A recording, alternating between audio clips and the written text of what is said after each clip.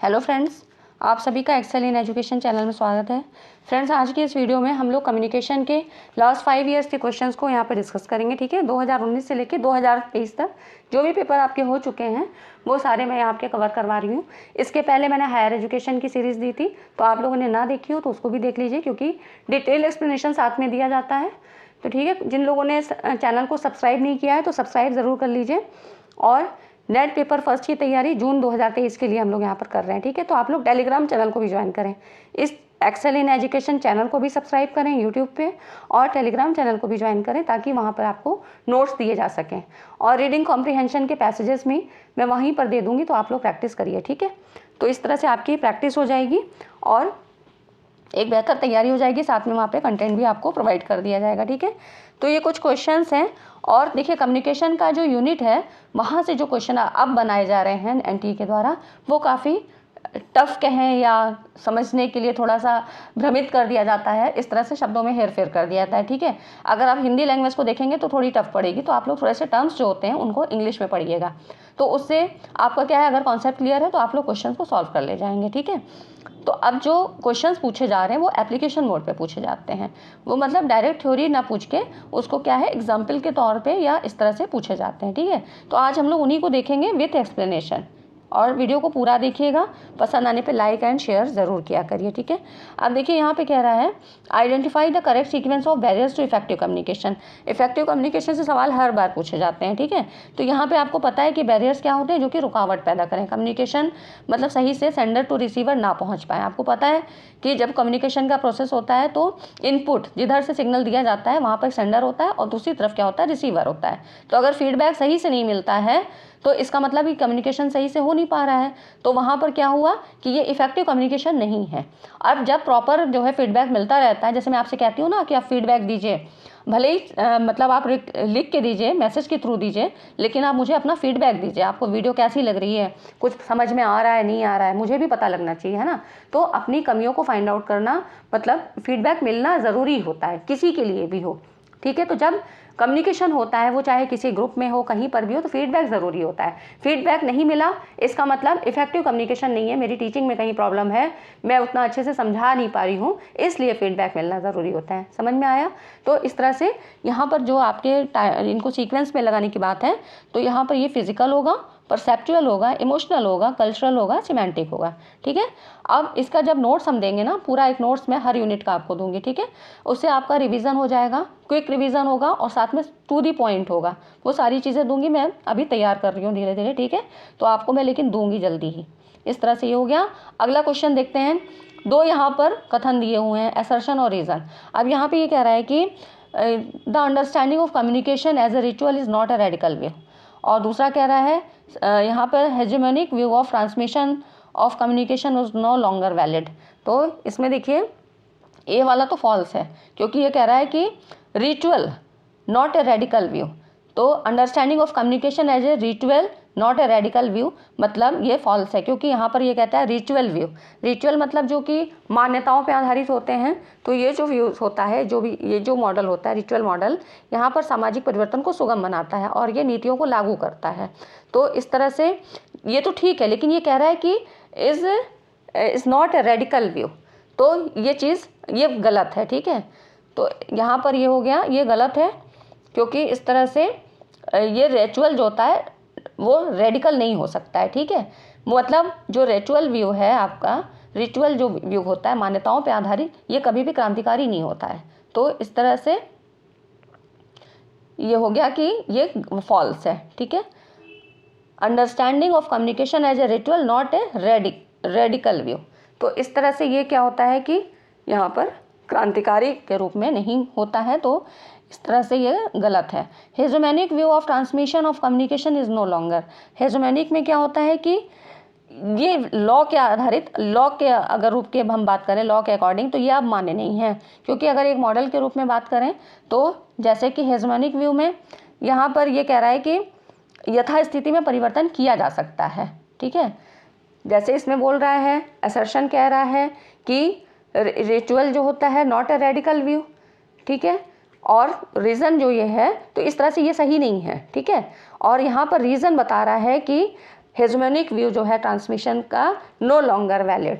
तो ये सही है, क्योंकि अब उस तरह से ये नहीं हो सकता है कि मतलब जो भी मान्यताओं पे आधारित है उसी तरह से कम्युनिकेशन हो। आदमी अपनी बात कहने के लिए स्वतंत्र है, वो अपनी यथा स्थिति में जैसी भी स्थिति है वहाँ पे परिवर्तन किया जा सकता है, ठीक है, अपनी बात को कहने के लिए, मनवाने के लिए।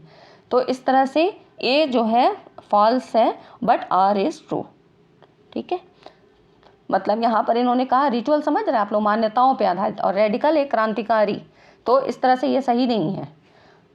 अगला देखते हैं, यहाँ पर देखिए निम्नलिखित में से किसे नॉन वर्बल कम्युनिकेशन कहा जा सकता है, किसके, मतलब इसको कैटेगरी में आपको बांटना है।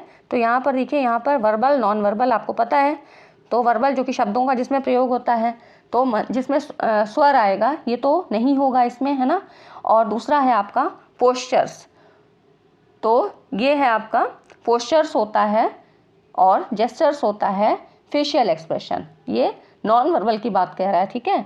और यहाँ पर जो ग्रीटिंग्स की बात करेंगे तो ये इसमें नहीं होगा, ठीक है। तो यहाँ के 3 ऑप्शन ये सही हैं, पोस्चर, जेस्चर और फेशियल एक्सप्रेशन, ठीक।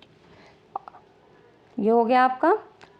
और अगला क्वेश्चन देखिए, गिवन बिलो 2 स्टेटमेंट, 2 स्टेटमेंट दिए हैं। ये कह रहा है कि अधिकांशतः संप्रेषण के साथ शक्ति संबंधी मूल्य जुड़े होते हैं। तो पावर वैल्यू की बात कह रहा है, तो most of the time communication loaded with power value, तो शक्ति संबंधी मूल्य मतलब जो वैल्यूज़ होती हैं वो जुड़ी रहती हैं, तो ये बात बिल्कुल सही है। और दूसरा कह रहा है कि जिनके पास संप्रेषण की शक्ति नहीं होती है वो इसे सदैव अर्जित करना चाहते हैं। तो दोनों स्टेटमेंट सही हैं, ठीक है। इस तरह से जो स्टेटमेंट है फर्स्ट एंड सेकेंड दोनों ही सही हैं। तो ये हो गया आपका, ठीक है। अगला क्वेश्चन देखिए, लोगों के समूह के बीच मत की एकरूपता अधिकांशतः निम्नलिखित के कारण होती है। होमोजेनिटी की बात कर रहा है, होमोजेनिटी ऑफ ओपिनियन। तो इसमें देखिए, इसमें कई तरह के आपको दिए हैं, तो कम्युनिकेशन के टाइप्स कितने मतलब दिए हैं। तो यहाँ पर देखिए किस तरह से होता है। मास कम्युनिकेशन हुआ, intrapersonal, interpersonal, abstract in communication. अब थोड़ा सा मैं इनके टर्म्स को आपको बताना चाहूँगी। तो देखिए यहाँ पर कह रहा है इंट्रापर्सनल, इंटरपर्सनल, दोनों में क्या अंतर है। इंट्रापर्सनल की बात करें तो कम्युनिकेशन विथ ओन, ठीक है। इंट्रा मतलब एक, जब स्वयं से आदमी बात करता है, अकेले बात करता है, तो वो इंट्रापर्सनल।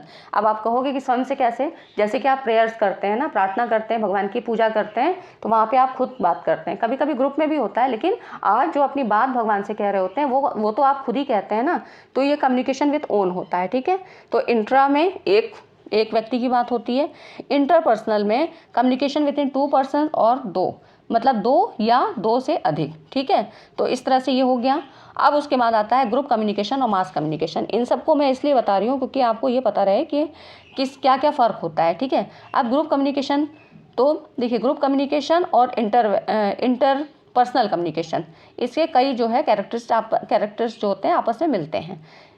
तो यहाँ पर ये देखिए, जो ग्रुप कम्युनिकेशन होता है ये छोटा और बड़ा 2 तरीके से हो सकता है ना, कोई भी हो सकता है। तो यहाँ पर क्या होगा, जब ग्रुप छोटा होगा तो फीडबैक आराम से मिल जाएगा कि कम्युनिकेशन आपका कितना इफेक्टिव हो रहा है, हो भी रहा है, नहीं हो रहा है। लेकिन जब यही ग्रुप बड़ा होगा तो कम्युनिकेशन, जो इफेक्टिव कम्युनिकेशन होता है, फीडबैक नहीं मिल पाता है, ठीक है। तो इस तरह से यहाँ पर फीडबैक का ये फ़र्क आ जाता है। और इंटरपर्सनल में आपको पता ही है कि फीडबैक आराम से मिल जाएगा, 2 या 2 से अधिक व्यक्ति के बीच में होगा। मास कम्युनिकेशन में क्या होता है, ये एक प्रकार से अप्रत्यक्ष संप्रेषण होता है, जिसमें जो सेंडर और रिसीवर हैं इनके बीच कोई प्रत्यक्ष संपर्क नहीं होता है। लेकिन जैसे कोई ऑर्गेनाइजेशन है, कोई इंस्टीट्यूट है, वहाँ पर कोई व्यक्ति है, जो अगर कोई बॉस है, वो अपने विचार अपने जो वहाँ के जो भी स्टाफ है उन तक पहुँचाना चाह रहा है, तो उसकी क्या होगी, जो एक ही बात है वो एक ही तरीके से, मतलब उसमें कोई भी भ्रांतियाँ नहीं फैलनी चाहिए। जो वो बात अपनी कहना चाह रहा है वो सब उसके जो भी स्टाफ है सब तक एक साथ एक समय पे पहुँचे। तो इसके लिए क्या करेगा, वो मास कम्युनिकेशन के अंतर्गत वो कम्युनिकेट करेगा, ठीक है। तो एक ही समय में और एक ही फॉर्म में बात पहुंचाने के लिए मास कम्युनिकेशन एक बेस्ट ऑप्शन होता है। जैसे कि radio, TV, newspaper, film, cinema, magazine, advertisement या बुक्स होती हैं या लिटरेचर, तो ये क्या होती हैं, ये मास कम्युनिकेशन के अंतर्गत आती हैं, ठीक है। तो ये हो गया आपका। तो यहाँ का जो इसका राइट ऑप्शन होगा, लोगों के समूह के बीच की बात कह रहा है, तो लोगों में मतलब 2 हो सकते हैं, 2 से अधिक हो सकते हैं, तो इंटरपर्सनल, ठीक है। तो लोगों के समूह के बीच मत की एक रूपता, मत की एक रूपता कहाँ पे होगी? जब ग्रुप छोटा होगा, 2 या 2 से अधिक लोगों के बीच होगा। तो इस तरह से यूनिफॉर्मिटी कहाँ पर होगी? इंटरपर्सनल कम्युनिकेशन में होगी। ठीक है, ये हो गया आपका। अगला क्वेश्चन देखते हैं, शिक्षार्थियों में संप्रेषण कौशल के विकास में शामिल है। संप्रेषण कौशल के विकास में क्या क्या चीज़ें शामिल होती हैं? तो अगर हम इसकी बात करें तो इसमें आप एलिमिनेशन मेथड में आपको बताती हूँ। यहाँ पर देखिए, ये कह रहा है वर्टिकल फ्लो ऑफ इन्फॉर्मेशन। पहला ऑप्शन है रिस्ट्रिक्टेड एक्सप्रेशंस ऑफ व्यू। तो अब जब हम लर्नर्स की बात करते हैं तो क्या वहाँ पर कोई ऐसा प्रतिबंध होना चाहिए, कोई रिस्ट्रिक्शन होना चाहिए अपनी बात को कहने के लिए? तो नहीं होना चाहिए, है ना। तो ये ऑप्शन तो इसमें नहीं होगा। और वर्टिकल फ्लो मतलब ये देखिए ऐसे होता है ना, नीचे से ऊपर भी हो सकता है, ऊपर से नीचे भी हो सकता है। तो क्या एक ही डायरेक्शन में होना चाहिए? भाई अच्छा कम्युनिकेशन तो क्लासरूम में वहीं होता है ना, क्योंकि लर्नर्स की बात कर रहा है। तो लर्नर्स में क्या होना चाहिए कि जब क्लासरूम कम्युनिकेशन की हम बात करते हैं तो टीचर और स्टूडेंट दोनों ही एक्टिव मोड पे होने चाहिए। ऐसा तो नहीं कि बस एक बोल रहा है, लेक्चर देता जा रहा है और जो है स्टूडेंट पैसिव मुद्रा में बने हुए हैं ना, ऐसा तो नहीं होता है। तो वर्टिकल जो है ये वाला ऑप्शन भी रॉन्ग है। ठीक है, अब देखिए, अब जो आपके आंसर दिए हैं इसमें आप आइए। तो यहाँ पर अब देखिए जो जो ऑप्शन आपके जहाँ पर भी ए और बी है उनको एलिमिनेट कर दीजिए। ठीक है, इसमें भी हमको दिख रहा है, इसको हम क्रॉस कर देंगे, इसमें भी दिख रहा है, ये भी क्रॉस कर देंगे, और इसमें भी ए दिख रहा है तो इसको भी क्रॉस कर देंगे। ठीक है, अब राइट ऑप्शन आपके पास क्या बचता है? ये हमारा सही आंसर है। ठीक है, तो यहाँ हम एलिमिनेशन मेथड, जब इस तरह के काफ़ी बड़े क्वेश्चन होते हैं तो आपको यही करना है। ठीक है, अगला क्वेश्चन देखिए, संचार में सूचना जो है इंफॉर्मेशन प्रोसेसिंग के इसके सीक्वेंस को सही से लगाना है। ठीक है, अब आप यहाँ पर भी एलिमिनेशन मेथड यूज़ करिए, क्योंकि इतने बड़े ऑप्शन आप अगर आप पढ़ते हैं यहाँ आंसर में तो बहुत टाइम लग जाएगा। अब इसको देखिए सॉल्व कैसे करना है। आपको पता है जब कोई भी हम कम्युनिकेशन की बात करते हैं तो यहाँ पर 2 टर्मिनल होते हैं। ठीक है, एक सेंडर, एक रिसीवर। ठीक है, अब यहाँ पर ये इनपुट होता है, इसको इनपुट भी कह सकते हैं, ये आउटपुट जो आपको बाहर मिलेगा, मतलब रिसीवर जो कैच करेगा। तो अब यहाँ पर देखिए, अब आप इसमें देखिए इसके सीक्वेंस को हमें लगाना है। तो अब हमको क्यों ज़्यादा सोचना, यहाँ पर इनपुट होना चाहिए, आपको इनपुट मिल रहा है ए ऑप्शन, पहले ए ऑप्शन होना चाहिए। तो ए किस में मिल रहा है? इसमें तो नहीं है, ये हमने काट दिए।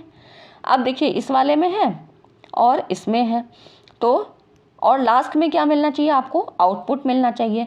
तो ए पहले मिलना चाहिए और बी इसमें लास्ट में। तो ये कौन सा ऑप्शन होगा? यहाँ पर तो सी मिल रहा है तो ये भी कट जाएगा। अब इसका ये ऑप्शन सही हो जाएगा। ठीक है, एक ही ऑप्शन सही होगा हमेशा, तो आप इस तरह से निकाल सकते हैं। उसके बाद आप देख लीजिए सभी क्रम कि यहाँ पर इनपुट हो गया, उसके बाद डाटा एंट्री हो गई, और फिर देखिए प्रोसेसिंग हो गया, स्टोरेज हो गया, और ये आउटपुट में हमको मिल गया। तो ये राइट ऑप्शन हो गया। ठीक है, इस तरह से आप एलिमिनेशन मेथड को यूज़ कर सकते हैं। ये इसका लाइन डायग्राम है।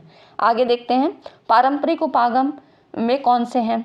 संप्रेषण के पारंपरिक ट्रेडिशनल अप्रोच कौन कौन से होते हैं? ट्रेडिशनल और मॉडर्न 2 तरह के अप्रोचेस होते हैं। अप्रोच मतलब जिनके साधन, जिनके द्वारा हम किस तरह से कम्युनिकेशन करते हैं। ठीक है, तो यहाँ पर देखिए इसमें क्या होता है, मशीन टू मशीन।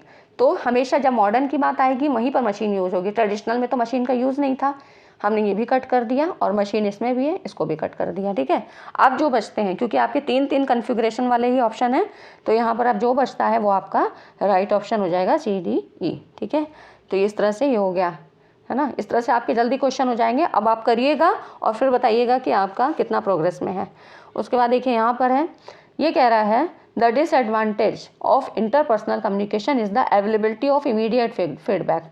तो यहाँ पे कह रहा है कि डिसएडवांटेज ऑफ इंटरपर्सनल आपको पता है ना कि 2 लोगों के बीच या 2 से अधिक लोगों के बीच होता है। तो प्रतिपुष्ट मतलब तुरंत, यहाँ पे कह रहा है कि इमीडिएट फीडबैक, तो ये डिसएडवांटेज है। तो लेकिन ये डिसएडवांटेज कह रहा है, मतलब 2 लोगों के बीच अगर हमको तुरंत इमीडिएट फीडबैक मिल जाता है, जो डिसएडवांटेज कहाँ से हो गया? ये तो गलत है ना। तो ये वाला स्टेटमेंट भी गलत है। ठीक है, उसके बाद देखिए ये जो स्टेटमेंट वाले सवाल होते हैं ना, इनको बहुत ध्यान से पढ़ के, ठीक है, ये तो कि आपकी जितनी भी नॉलेज है ना उसको जो है टेस्ट करने के लिए बनाए जाते हैं। अब देखिए दूसरा कह रहा है the greatest advantage of mass communication is delayed feedback. तो ये एडवांटेज कहाँ से हो गया, मास कम्युनिकेशन में, ठीक है, हमको फीडबैक तुरंत नहीं मिलेगा, है ना। जैसे कि एक व्यक्ति, जैसे मैंने आपको बताया ना, ऑर्गेनाइजेशन है, वहाँ पर एक बॉस है, वो अपने स्टाफ को कहना चाह रहा है, तो अब हर स्टाफ से तो वो फीडबैक नहीं ले सकता है ना, तो यहाँ पर तो डिले मिलेगा। तो ये एडवांटेज कहाँ से हुआ, तो ये तो गलत हुआ, ये भी गलत हो गया, ठीक है। आई होप आपको समझ में आ गया होगा, है ना। तो इस तरह से क्या है, बोथ स्टेटमेंट्स आर इनकरेक्ट, दोनों ही गलत हैं, ठीक है। यह आपको अपनी समझबूझ से ही बताना है। जो स्टेटमेंट वाले सवाल होते हैं, अगर आपका फंडा क्लियर है तो कोई दिक्कत नहीं होगी, ठीक है। आगे देखिए, यहाँ पे टाइप्स ऑफ कम्युनिकेशन है, मैचिंग का है ये क्वेश्चन, और इधर डिस्क्रिप्शन है। तो देखिए फैटिक, टाइप्स ऑफ कम्युनिकेशन में ये सारे आते हैं, ठीक है। तो फैटिक क्या होता है, जो कि आरंभिक संबोध होता है, मतलब शुरू में आप जब मिलते हो किसी से तो क्या होता है, आप हाय हेलो बोलते हो या कुछ ऐसे, मतलब हाथ मिलाते हो, कुछ इस तरह से ग्रीट करते हो, है ना। तो ये होता है टू ग्रीट, अभिवादन करना, ठीक है। तो ये इससे मैच कर जाएगा, फैटिक यहाँ पर होगा। और उसके बाद फीडबैक मैंने अब तक आपको बहुत बताया कि क्या होता है। तो यहाँ पर ये हो जाता है फीडबैक में, इसमें कह रहा है डिकोडर बिकम्स इनकोडर, तो यही होता है, ठीक है। यहाँ फीडबैक मिल जाता है तो ये हो जाता है डिकोडर इनकोडर में, मतलब डिकोडर इनकोडर बन जाता है ना। और उसके बाद मेटा मैसेज मतलब कम्युनिकेशन अबाउट कम्युनिकेशन। मेटा जहाँ पर भी आ जाता है ना, तो वहाँ पे आपके कॉग्निशन पावर का यूज़ होता है, ठीक है। कॉग्निटिव जो है पोजीशन पे आप बात करते हो। तो मेटा मैसेज क्या आता है, कम्युनिकेशन के अंदर भी कम्युनिकेशन। जैसे कि ऐसे समझिए, जैसे आपने बात की, आपने कुछ भी बोला, वो ठीक है, आपने वर्बल कम्युनिकेशन किया, लेकिन आपके दिमाग में क्या चल रहा है, आप मतलब दूसरे के दिमाग में भी क्या चल रहा है, आप उसको भी रीड कर लेते हो, ये हुआ मेटा कम्युनिकेशन, ठीक है। लेटरल कम्युनिकेशन क्या होता है, लेटरल मतलब पार्श्वी, जो कि बीच मतलब बराबर के होते हैं, बिटवीन इक्वल्स, ठीक है। ये हो गया आपका। तो इस तरह से ये क्वेश्चन ऐसे बनते हैं। यहाँ पर आगे देखते हैं, देखिए संप्रेषण की प्रक्रिया में जब when the sender and the receiver interchange their roles in respect of sending and receiving the message, it is called, जब सेंडर और रिसीवर क्या होता है, इंटरचेंज कर लेते हैं अपने रोल्स को, तब कौन सा मॉडल होता है, तो यहाँ पर देखिए ट्रांजैक्शनल मॉडल होता है ये, ठीक है। यहाँ पर देखिए थोड़ा सा इसका बताती हूँ। ट्रांजैक्शनल मॉडल में क्या होता है, it is a two-way model of communication where both parties play the role of sender and receiver simultaneously, मतलब दोनों जो पार्टीज हैं सेंडर और रिसीवर की, वो अपना चेंज कर लेती हैं रोल, ठीक है। अब अगर हम बात करें यूनिवर्सल मॉडल क्या होता है, तो क्योंकि सिंगुलर फ्लो तो आपको पता है कि एक ही डायरेक्शन में हो रहा है, और यूनिवर्सल मोड क्या होता है, यहाँ पर इसमें 5 कंपोनेंट होते हैं, जैसे कि sender, receiver, medium, contextual factors, कुछ ऐसे फैक्टर्स होते हैं ना, जैसे कि भौतिक और आपके शारीरिक, इस तरह से। तो वो कुछ फैक्टर्स होते हैं जो कि कंटेक्चुअल फैक्टर्स बोलते हैं इनको, ये सारी चीज़ें इसमें। उसके बाद फीडबैक, ये कुछ चीज़ें होती हैं जो यूनिवर्सल मॉडल, मतलब एक सार्वभौमिक, जहाँ पे ये सारी चीज़ें कम्युनिकेशन को प्रोसीड करने में आगे आती हैं, ठीक है। तो ये हो गया आपका ट्रांजैक्शनल मॉडल। आगे देखिए, मॉडल से भी क्वेश्चन आते हैं, तो वो भी आपको मैं पूरा बता दूंगी, ठीक है। A teacher encourage student participation in communication will ensure, संप्रेषण में विद्यार्थियों की सहभागिता को प्रोत्साहित करने वाला शिक्षक निम्नलिखित में से किन्हें सुनिश्चित करेगा। अब आपको यहाँ पर भी एलिमिनेट करना पड़ेगा, ठीक है। यहाँ पर देखिए, इसमें कह रहा है opposite view, self esteem, class performance, professional development, binary distraction. Distraction आपको पता है ना कि डिस्ट्रैक्शन मतलब क्या होता है कि विरोध, मतलब दिक्कत, प्रॉब्लम खड़ी करना, है ना, प्रॉब्लम, डिस्ट्रैक्शन, आपको वहाँ से ध्यान हटाना। तो ये तो कभी नहीं होगा, ये वाला तो नहीं होगा इसमें। उसके बाद देखते हैं अब और कौन कौन से ऑप्शन बनते हैं। अपोजिट व्यू, तो विद्यार्थियों की पार्टिसिपेशन को अपोजिट व्यू कैसे बढ़ाएगा, ये तो नहीं बढ़ाएगा ना, तो यहाँ पर ये भी नहीं होगा, तो इसमें ये भी कट गया, ठीक है। सेल्फ स्टीम होता है, क्लास परफॉर्मेंस होता है, प्रोफेशनल डेवलपमेंट होता है। तो अब यहाँ पर जिसमें भी 1 और 5 है उनको एलिमिनेट कर दीजिए, ये वाला ऑप्शन भी हटाइए, इसको, ये वाला भी हटा दीजिए, उसके बाद ये भी आप इसको हटा दीजिए, बचा क्या 2, 3 और 4, ठीक है। तो आप बस बहुत ज़्यादा आंसर्स को देखने में मत ध्यान लगाइएगा, वहाँ पे आपने ऑप्शन सही से छांटे, उन्हीं में से क्रॉस किया और उसके बाद आपने टिक सही लगाया, है ना, गलत टिक नहीं करना है, बस यही चीज़ है। अब यहाँ पर एक फिर लिस्ट है, दोनों को यहाँ पर मैच करना है। कम्युनिकेशन बैरियर है और उसके बाद डिस्क्रिप्शन है। यहाँ पर देखिए फिजिकल, साइकोलॉजिकल, लैंग्वेज और कल्चरल। अब आप यहाँ बताइए फिजिकल, जब फिजिकल होगा तो किस तरह से शारीरिक कुछ अक्षमताएं होंगी जो कि हमको रिलेट करेंगी। तो फिजिकल में आ जाएगा आपका इनऑडिबल वॉइस, ये हो जाएगा, ठीक है, ये इससे कनेक्ट हुआ। उसके बाद साइकोलॉजिकल में क्या होता है, साइकोलॉजिकल में आपका आता है स्टीरियोटाइप, ठीक है, स्टीरियोटाइप है और प्री डिस्पोज्ड नोशंस, तो पूर्व प्रदत्त धारणाएं। तो साइकोलॉजिकल मतलब जो मनोवैज्ञानिक होती हैं, ठीक है। तो अब यहाँ पर देखिए आपको कन्फ्यूज़न हो सकता है कि ये किस में होगा। देखिए यहाँ पर लैंग्वेज भी है, कल्चरल भी है। लैंग्वेज में क्या आएगा, डिफरेंट अंडरस्टैंडिंग, ठीक है, तो आपने इसको इससे रिलेट कर दिया, ठीक है, भाषा संबंधी में। अब देखिए अब साइकोलॉजिकल है और कल्चरल। कल्चरल में क्या होता है, सांस्कृतिक, है ना, जहाँ पर समाज और संस्कृति की बात होती है। तो यहाँ पे रूढ़िबद्ध धारणाएं, स्टीरियोटाइप, है ना, हिंदी में भी दे रखा है, तो रूढ़िबद्ध धारणाएं, जहाँ की आप जो है बंधन में बंधे रहते हो। कुछ ऐसी मान्यताएं होती हैं कि आप रूढ़िवादिता को अपनाते हो, मतलब आप कुछ उनको चेंज नहीं करना चाहते हो, तो ये सांस्कृतिक में हो गई, ठीक है। अब बचा क्या, साइकोलॉजिकल, जिसमें हमें थोड़ा कन्फ्यूज़न था, तो अब ये आपका ऑप्शन बचा, ये हो गया आपका प्री डिस्पोज्ड पोजिशन, ठीक है, जो है।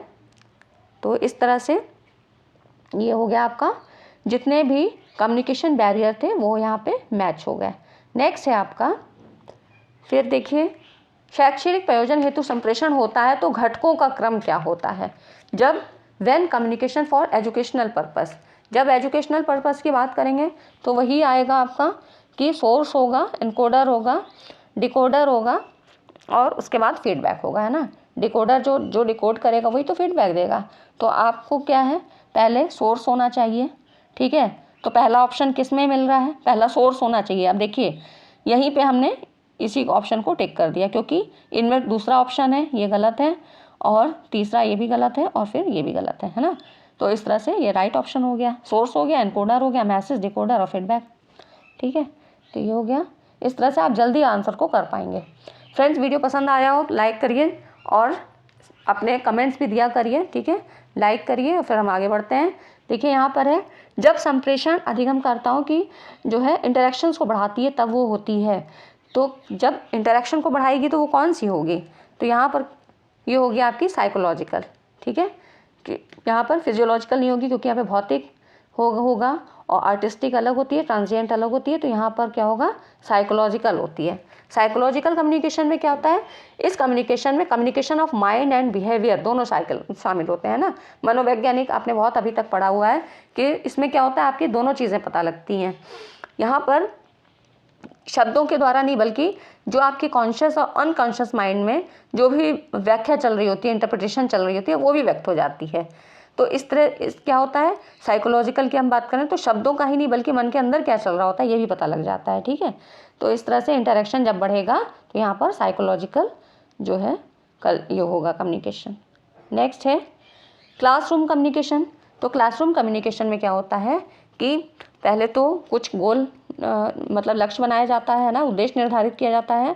तो इस तरह से गोल ओरिएंटेड होता है, प्लस वर्टिकल नहीं हो सकता है, नॉन वर्टिकल नहीं हो सकता है और स्टाइल सेंटरिंग नहीं होता है, तो लेकिन कोलैबोरेटिव होता है, ठीक है। तो इस तरह से यहाँ पे इसके ये ऑप्शन आपका सही हो गया।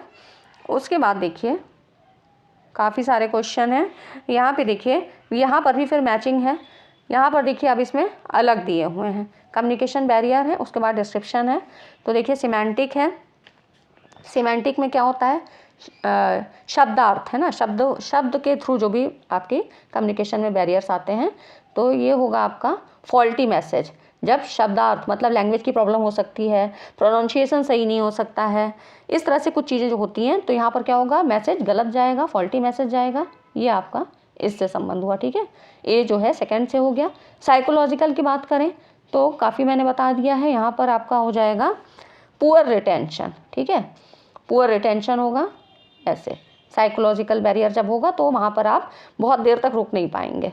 पर्सनल में क्या होता है, लैक ऑफ टाइम, ठीक है, यहाँ पर ये बैरियर होगा लैक ऑफ टाइम।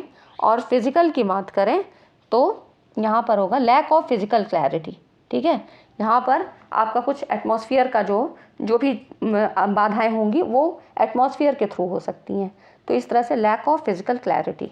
तो ये हो गया आपका, ठीक है। ये 2020 और 22 में सारे क्वेश्चन आए थे। फ्रेंड्स, वीडियो पसंद आ रहा हो तो लाइक ज़रूर करें, क्योंकि देखिए कितने सारे डाउट्स मैंने आपको इन्हीं क्वेश्चंस के माध्यम से समझा दिए हैं। अब देखिए कह रहा है the concept fraction of selection in classroom communication is determined by the expectation of reward related to. यहाँ पे कह रहा है कि चयन के भाग के फ्रैक्शन ऑफ सिलेक्शन किसके द्वारा किया जा सकता है, निम्न में से संबंधित प्रतिफल की अपेक्षा द्वारा किया जा सकता है, किसके द्वारा। तो एफर्ट नीडेड, ठीक है। यहाँ पर हम एफर्ट्स को बढ़ा के कर सकते हैं।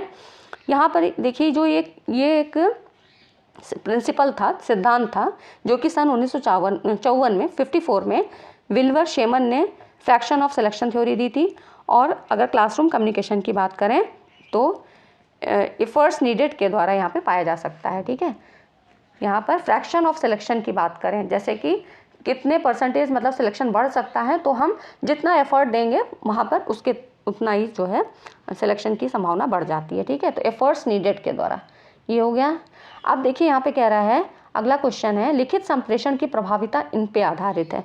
अब संप्रेषण तो किसी भी तरह का हो सकता है, ओरल भी हो सकता है, रिटन भी हो सकता है ना। तो यहाँ पर देखिए अब लेंदी प्रेजेंटेशन, अगर बहुत लंबा अगर प्रेजेंटेशन होगा तो क्या इफेक्टिव होगा, उसकी वहाँ पे प्रभाविता क्या अच्छी होगी, तो लेंदी तो नहीं होगा। तो ये गलत हो गया आपका, ये ऑप्शन नहीं होगा, ठीक है। उसके बाद कॉम्प्लेक्स सेंटेंस, अगर बहुत कॉम्प्लेक्स, अगर मैं ही अपनी स्लाइड में बहुत पेचीदा वाक्यों को लिख दूं, सेंटेंस बना दूं, तो क्या आपको समझ में आएगा, अच्छा होगा, नहीं अच्छा होगा, है ना, ये गलत हो गया। उसके बाद एडिटिंग, ये तो ठीक है। और ब्रेविटी, वाक्यों में सूक्ष्मता, छोटे छोटे वाक्य होते हैं तो वो आपको समझ में आते हैं, ठीक है।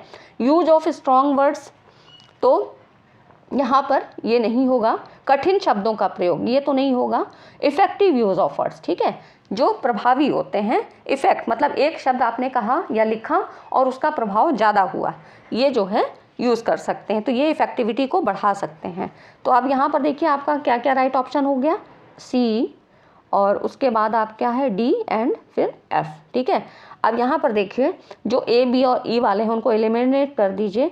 ए बी इसको हटा दिया हमने, बी है इसको भी हटाया, और ए बी और फिर है आपका ई, है ना। तो उसके बाद ई इसमें आ रहा है, इसको भी हटा दीजिए, बचा आपका सी डी एफ, ठीक है। ये वाला ऑप्शन सही हो गया।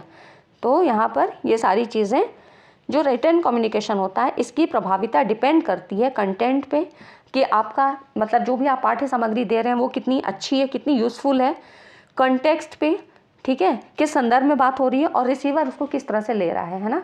तो ये सारी चीज़ें, कंटेक्स्ट मतलब आप समझ रहे हैं, जैसे कि मैं अपनी यहाँ पर आपको कम्युनिकेशन के बारे में बता रही हूँ, तो मेरा कंटेंट मतलब मेरा समझाने का ढंग क्या है, मेरी मटेरियल क्या है ना, मैंने, और मेरा जो है आपको वॉइस सही आ रही है नहीं आ रही है, आवाज़ मेरी समझ में आ रही है नहीं आ रही है ना। तो ये कंटेक्स्ट हो गया। फिर रिसीवर, आप कितना समझ पा रहे हैं ना। तो ये सारी चीज़ें होती हैं जो कि रिटन कम्युनिकेशन के उस पर प्रभाविता को बढ़ाती हैं, ठीक है। अब यहाँ पर भी दो जो हैं स्टेटमेंट दिए हुए हैं, असर्शन और रीज़न। तो ये कह रहा है कि असर्शन कह रहा है कि यह अध्यापक की जिम्मेदारी है कि वो विभिन्न अंतःक्रियात्मक जो इंटरैक्टिव टेक्निक होती है इनकी सहायता से विद्यार्थियों को सक्रिय श्रोता बनाए। और रीज़न कह रहा है कि in teacher centric communication students tend to become passive listeners, है ना। तो यहाँ पर ये कह रहा है, ये तो बिल्कुल बात सही है कि अगर टीचर ओरिएंटेड जो है कम्युनिकेशन होगा, जो खाली टीचर को ही ध्यान में रख के होगा, तो वहाँ पर क्या होगा, जो स्टूडेंट होंगे वो पैसिव लर्नर होंगे, है ना। तो इस तरह से ये भी सही है, ये वाला सही है, रीज़न सही है। असर्शन कह रहा है अध्यापक की जिम्मेदारी है कि वो विभिन्न इंटरैक्टिव टेक्निक के द्वारा विद्यार्थियों को सक्रिय श्रोता बनाए। तो ए और आर दोनों ही सही हैं, ठीक है। क्योंकि लेक्चर मेथड में आप देखते हैं ना कि टीचर जो है बस लेक्चर देते जा रहा है और बस स्टूडेंट्स का कोई रिस्पांस नहीं मिल रहा है।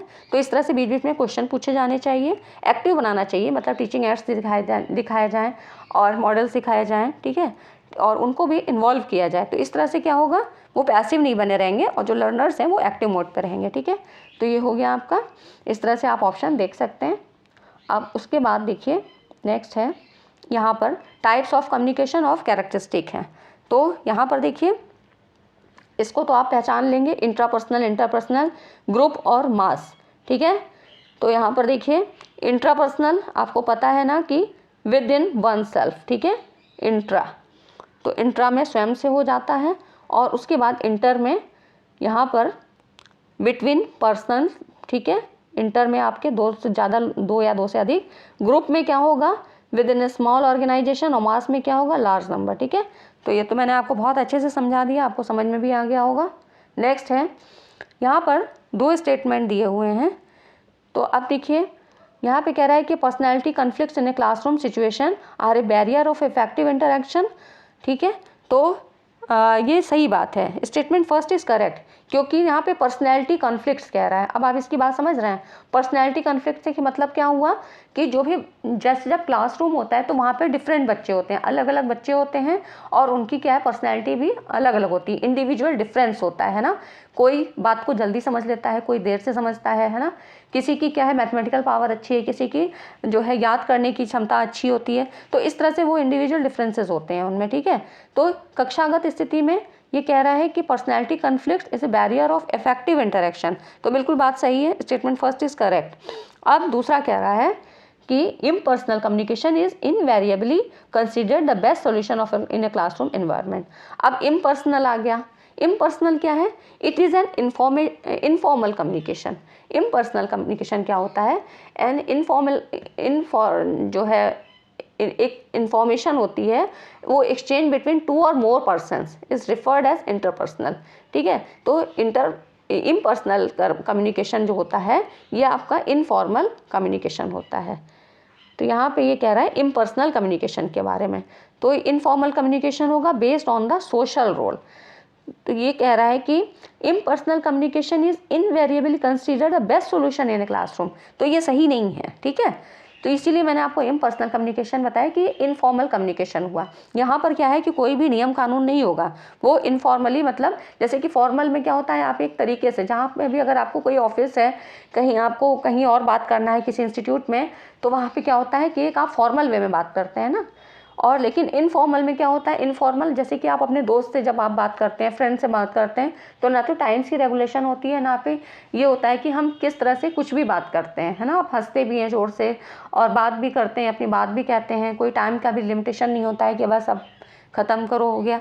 तो ये सारी चीज़ें क्या होती हैं कि क्लास में क्या बेस्ट सॉल्यूशन है, नहीं, इम्पर्सनल में ऐसा नहीं होता है। क्लास में एक रूल्स रेगुलेशन होते हैं, तो यहाँ पर क्लासरूम के लिए बेस्ट सॉल्यूशन नहीं है, तो इसलिए ये फॉल्स हो गया और ये जो है सही है, ठीक है।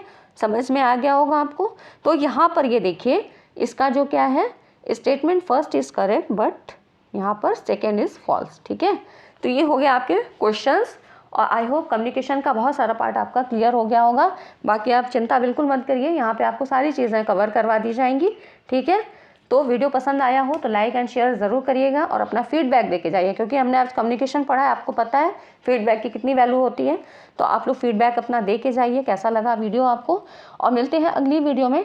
इसी तरह से आपको ये सारी चीज़ें करा दी जाएंगी, साथ में ही मैं करंट भी लेके आऊँगी, ठीक है। नहीं तो फिर आपको लास्टली एकदम पढ़ना पड़ेगा, तो बहुत सारी चीज़ें हो जाएंगी। तो करंट अफेयर्स के भी कुछ वीडियो लाएंगे। चलिए फ्रेंड, मिलते हैं अगली वीडियो में, तब तक के लिए thanks for watching this video.